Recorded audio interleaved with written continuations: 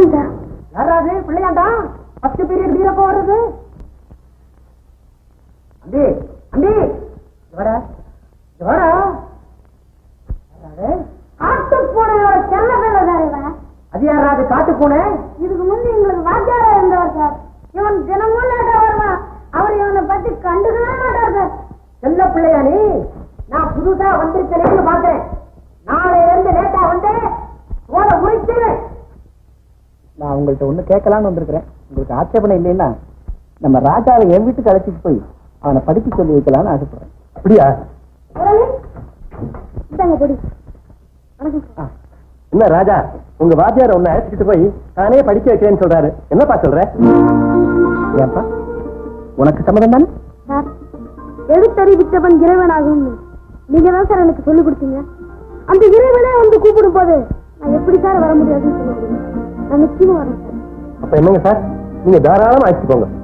ராஜா, உன் புட்டி பையெல்லாம் எடுத்துக்கிட்டு பரப்பட்டு. சரிங்க தாத்தா. என்னப்பா ராஜா இன்னும் தாத்தா, நான் உங்களை விட்டு பிரிய போறேன் தாத்தா. என்னடா சொல்ற ராஜா? எங்க வாத்தியாரு என்ன கூட்டிட்டு போய் படிக்க வைக்க போறாராம். முதலாளியும் சரின்னு சொல்லிட்டாரு. நான் போயிட்டு வரேன் தாத்தா. மகராஜனா போயிட்டு வாப்பா. வாத்தியார் நல்ல வழி காட்டுத்தானே கூப்பிடுறாரு. இப்ப நீ எங்க போற? அடுப்படியில இருந்து விளக்கடிக்கு போற. இதுக்கு யாராச்சும் அடுவாங்களா? கவலைப்படாம போயிட்டு வாப்பா. எப்படியோ உங்க அம்மா கண்ட கனவை நனவாக்கு. அது போ.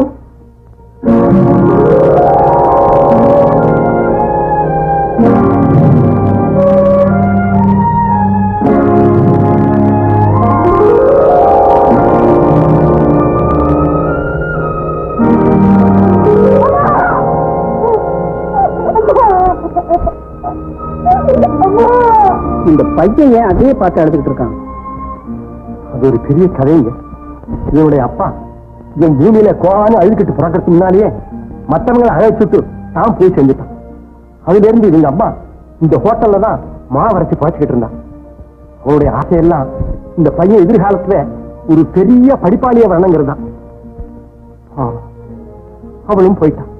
அதுக்கப்புறம் இந்த பையன் அவங்க அம்மாவுடைய நிச்சயத்தை நிறைவேற்றுறதுக்காக இங்கே வேலை செஞ்சுக்கிட்டு பள்ளிக்கூடத்துலேயும் போய் படிச்சான்.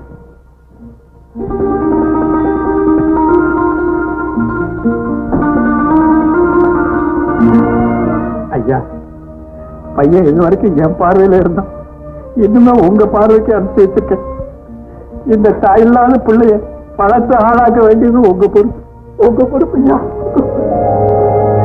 கவலைப்படாது, உங்க ஆசையை நிறைவேற்றி வைக்கிறேன். முத்து எங்க போயிட்டான்? இங்கே ராஜா வந்துட்டேன்.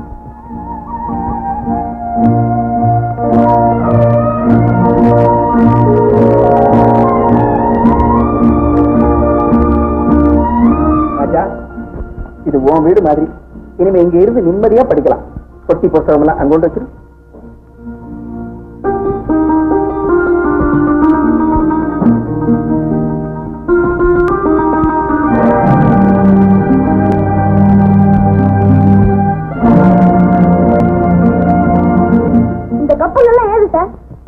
போல சின்ன பையனா இருக்கிற போது நல்லா படிச்சதுக்காக எனக்கு கொடுத்த பரிசு. ஏன் சார் அந்த மேல் தட்டு மட்டும் காலியா இருக்கு? ஓ, அந்த இடம் காலியானதை சொல்றியா?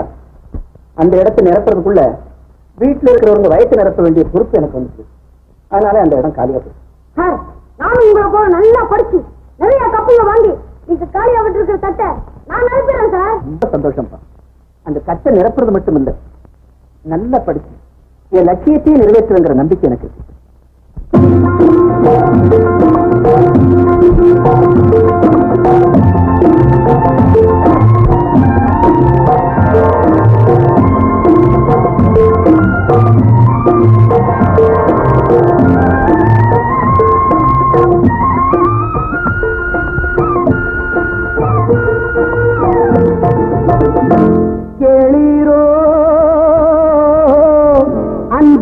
காட்டும் பிள்ளை எல்லாம் சொந்த பிள்ளைதான். அன்பு காட்டும் பிள்ளை எல்லாம் சொந்த பிள்ளைதான். அது என்னும் பிள்ளையோ இல்லை என்ன பிள்ளையோ பெற்ற சொந்த பிள்ளையோ இல்லை வந்த பிள்ளையோ. கேளீரோ அன்பு காட்டும் பிள்ளை எல்லாம் சொந்த பிள்ளைதான்.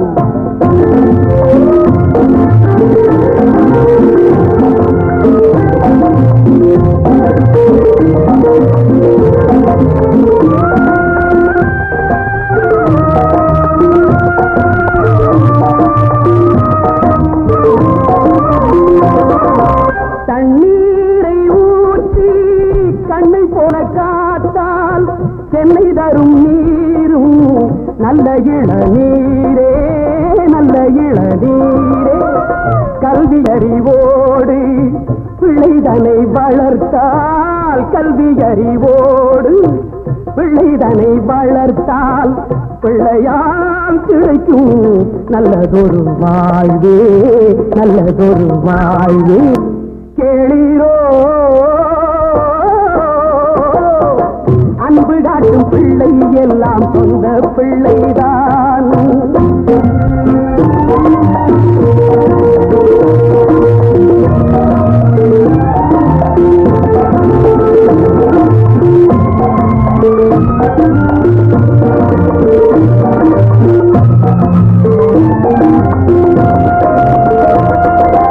தன்னோடு தானே கொண்டு வரும் ஞானம்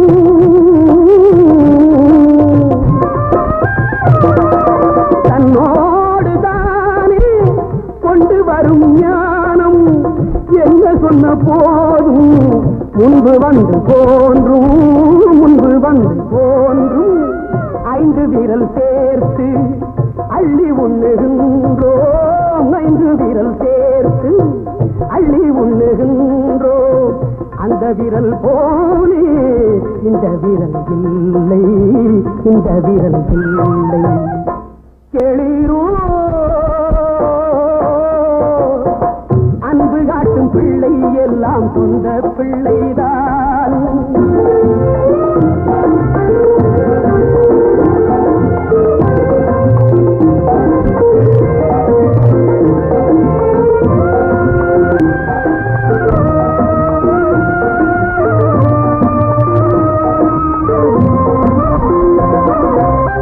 வாழையடி வாழை என்று வரக்கூடும் ஏழை மகன் ஏழை என்று வந்ததில்லை என்று வந்ததில்லை. நாளை வரும் காலம் நல்ல வழி காட்டும் நாளை வரும் காலம் நல்ல வழி காட்டும். காலம் வரும் போது தெய்வம் வரக்கூடும் தெய்வம் வரக்கூடும். கேளீரோ அன்பு காட்டும் பிள்ளை எல்லாம் சொந்த பிள்ளைதான். தாயே மீனாட்சி லோகநாயகி கருணையே புன்னகையா முகத்துல வச்சுட்டு இருக்கிற தாயே, சீரும் சிறப்பும் பேரும் புகழும் ஐஸ்வர்யமும் இந்த உலகத்துல எல்லாருக்கும் கிடைக்கிறது அருள்புரி அம்மா. ராஜா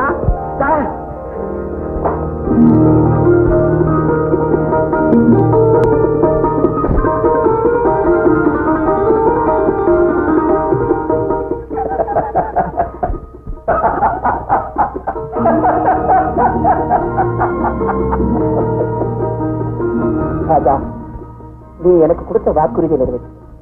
அது மட்டுமில்லை, என் வாழ்க்கை லட்சியத்தையே நிறைவேற்று. எனக்கு ரொம்ப சந்தோஷம். மாமா, அத்தை, நான் டிகிரி வாங்கிட்டேன். ஆசீர்வாதம் பண்ணு. நல்லா இருப்பா.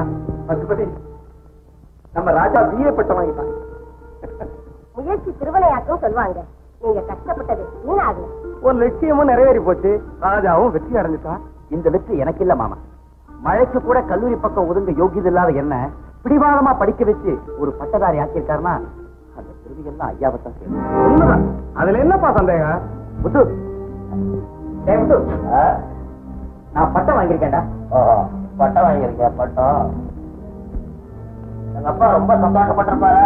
ஏண்டா உனக்கு இதுல சந்தோஷம் இல்லையா? சந்தோஷம் தான்டா, சந்தோஷம் தான். உன்னை இந்த ட்ரெஸ்ல பாக்கணும்னு தானடா எங்க அப்பா என்ன இந்த ட்ரெஸ்ல வச்சிருக்காரு. நீ ஒரு பட்டதாரி, நான் கேவலம் ஒரு மெக்கானிக் தானே. உன்னை சொல்லி குத்தம் இல்லடா. இப்போ சார் ரொம்ப நல்லாவே இருக்கு. படிப்பு படிப்புன்னு இருந்ததெல்லாம் வித்தாச்சு, பாக்கி இருக்கிறதையும் வித்து புத்தகமாக்குங்க போங்க.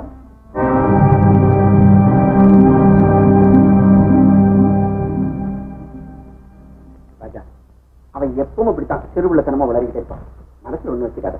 போப்பா, போய் ஜாக்கிரதையா சர்டிபிகேட் வச்சுக்கோ. போமா.